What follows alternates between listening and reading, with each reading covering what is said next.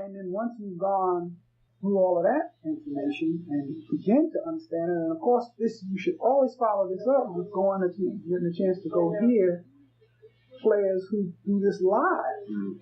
And hear, groups, I recommend going to hear, there's a group led by Daniel Ponce called Jazz Batas. Excellent. And hear those people that I've mentioned and catch in mind and see how it's done. Listen to it, but then see it visually. It's very stimulating to see how these guys do it. Then start investigating the complexities of being able to play drum set like players of the caliber and expertise of Steve Berrios and Ignacio Berroa and really check them out. Then when we talk about the Brazilian influence, well, I think that's had a real strong influence on the Rocky. I've alluded to that a lot in my book, as far as some of the usage of some of the Brazilian clave fields and how they snuck into a lot of the rhythmic formats of music from all the way back to the Motown era up through now.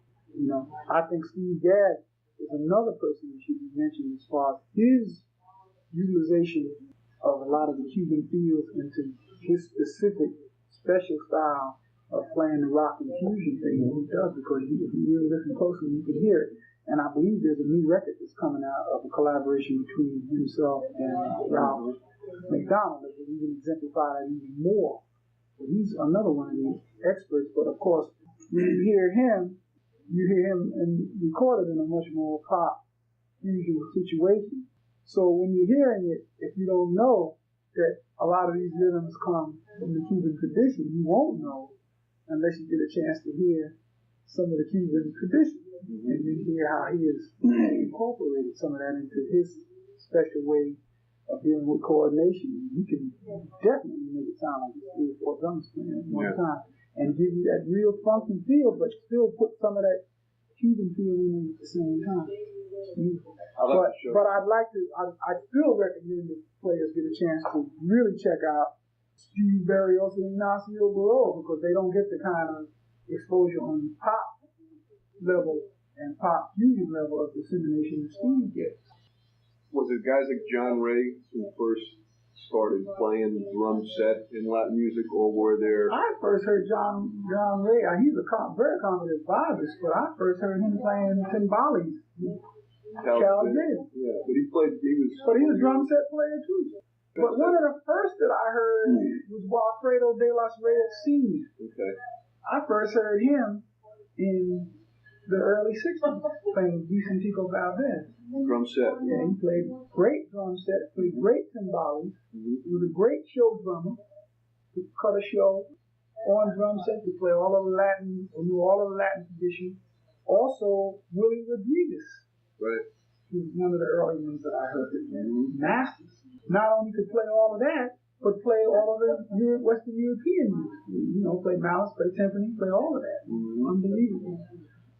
Another drummer I should mention that is not on, that I hadn't mentioned besides Steve Berrios and Ignacio Berroa, is Alex Acuna. And also another person who has an immense amount of knowledge, he doesn't get the recognition he deserves, is Alias. Right. Who is one of those special guys that's an unbelievable hand drummer from the Cuban tradition that also plays tremendous drum set and incorporates a lot of that knowledge that he has of hand drum into his drum set. So those people are all very, very important. But like I say, checking out those early guys, Willie Bobo, a lot of people don't know he's a very fine drum set player that has all of the knowledge of the Cuban tradition, timbales and everything, but still could play drum set. And sometimes he was pressed in the service to play drum set with Tio Puente when I used to go see them play, because they had to play some straight ahead, 2-beat field tunes on some of those country club gigs, besides the typical Latin thing that they had to play. He's a very fine drummer, but he never really got a chance to be recognized as a drum set player, because he gained his fame from his expertise in timbale play, and later as a leader of his own. He had a couple of very fine records. Spanish Grease was a good record, and another record after that, I believe, was very good. He had a sort of a fusion collaboration somewhere in between. He was one of the earliest as a matter of fact, of between Latin and rock fusion. Grady played on a lot of those. Grady Tate did too, didn't he? Some of that too. He did Soul Sauce with Cal Traders on that record. That was a nice well, he's, like I say, one of those guys that can fit in anything. Yeah. That was a nice album. Sure.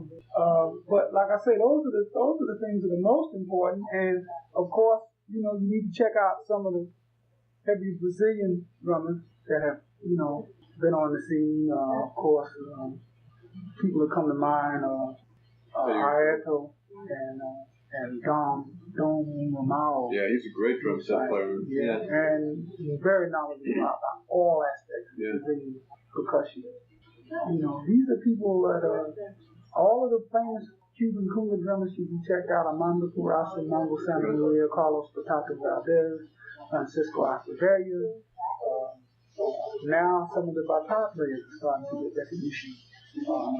Fellow that I met, Roberto, I can't remember his last name. I met him when I did a thing with Lucio and Billy Taylor. We did a jazz Latin collaboration. There's another fellow named Ponce that's based in Miami that does some teaching in New York.